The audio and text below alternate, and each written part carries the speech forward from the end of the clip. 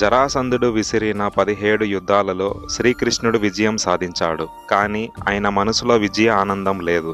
ఎందుకంటే ఈ యుద్ధాలు రాజుల మధ్య మాత్రమే కాదు, ప్రజల ప్రాణాలపై పడుతున్న పెనుభారం. యుద్ధ శబ్దాలలో ప్రజలు సహనం కోల్పోయిన విషయాన్ని శ్రీకృష్ణుడు గమనించి, జరాసంధుడిని నేను ఓడించగలను, కానీ ప్రజల ప్రాణాలను బలి ఇవ్వలేను. వారి ప్రాణాలు యుద్ధ విజయాల కంటే విలువైనవి అని భావించి, రాబోయే కాలాలలో జరాసంధుడు లాంటి శత్రువులు కూడా చేరుకోలేనటువంటి ద్వారకా నగరాన్ని సముద్రములో విశ్వకర్మచే నిర్మింపచేశాడు.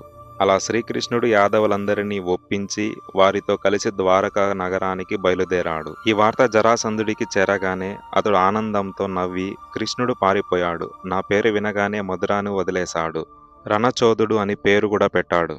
కానీ కృష్ణుడు భయం వల్ల వెళ్ళిన రణచోదుడు కాదు, ప్రజల కోసం వెళ్ళిన ధర్మచోదుడు.